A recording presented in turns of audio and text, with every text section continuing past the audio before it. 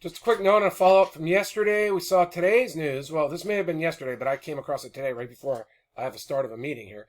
U.S. home sellers cutting home prices hits highest level since 2019, according to Bloomberg, who is quoting Redfin. Redfin said in the 4-week period ending May 22nd, 1 in 5 sellers dropped prices during that 4-week period, which is pretty amazing news.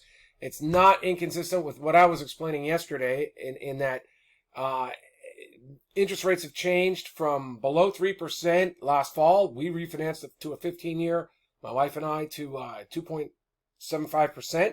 So the fall, it was there, 3% or under. And now on that chart that I was showing, it had interest rates at 5.3% and then 5.25 the next day. And then we went to a mortgage calculator. Here, I'll just do it real fast just to show you. Let's go to mortgage calculator. And we will explain. Let's go $1 million. 1, 2, 3, 4, 5, 6 $1 million at 5.5. We'll do 5.5 today. I may have done 6. 5.5. Well, actually, no. We started $1 million at 3%, which was $4,200. Now, what will $4,200 buy you at 5.5% is the question. So this is what you could have, if you borrowed $1 million in the fall to buy a home, you were going to pay $4,200 a month for your mortgage payments. So at 5.5%, I'm sorry, that was 5.5%, it jumps to $5,600. So let's see what $4,200 a month would buy you now, just to see where things are. So it's $750. It was a little less than that. Let's see, $740 is about where we were. $4,200 and $4,202 versus $4,216. And of course, people's taxes and insurance are going to be a little different, but we've cut the buying power of people seeking mortgages with respect to the mortgage by 25%.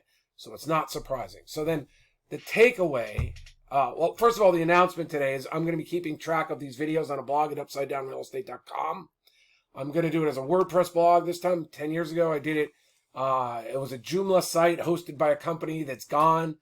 Even though I paid for a lifetime hosting, that was a mistake, but it was such a good deal I did it, and then their company was gone in 2 years.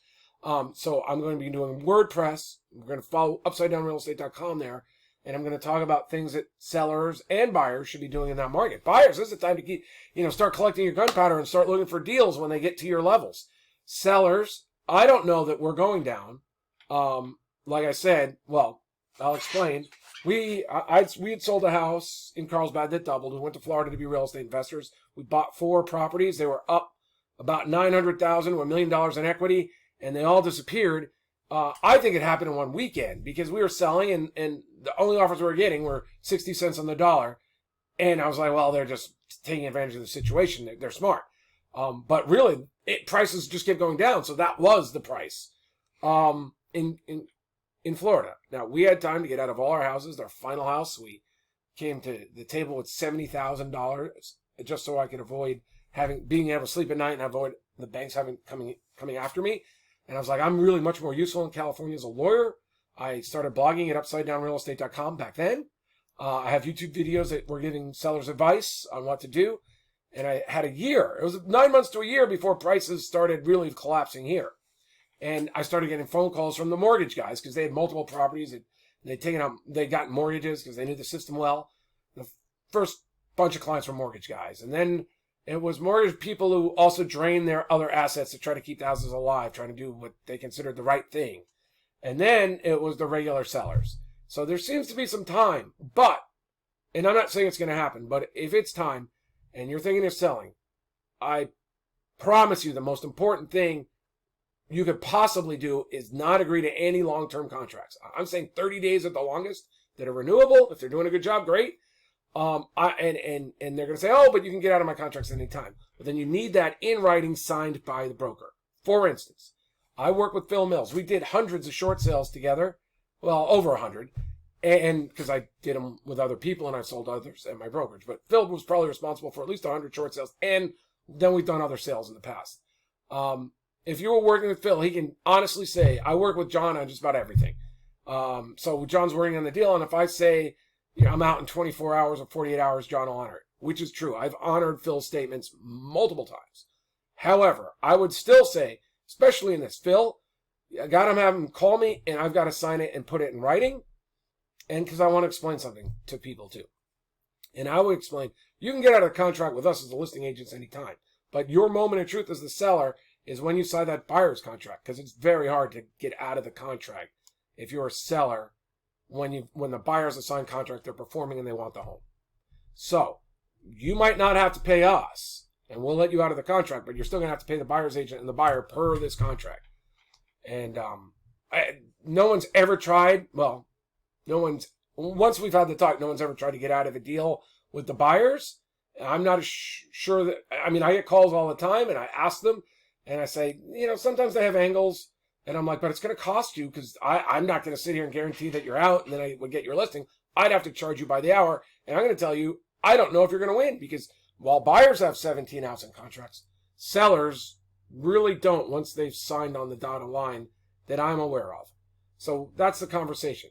But in short, the point is, do not sign anything more than a 1-month contract with a listing agent, because if the market starts selling off, you may want to investigate your other options. You may want to try to sell to a cash buyer who can get you out now and you don't have to worry anymore. There's myriad things you can consider besides a standard listing contract at a standard 5 to 6%. You might want to go to a discount and say, I don't want to go upside down. I want to save some of my equity. I would like to try to sell with a 1% listing contract, or 1% to the listing agent, 4% to the buyer's agent. Totally different mindsets when selling in a seller's market. And you need a really strong representative who's working for you and concerned about you.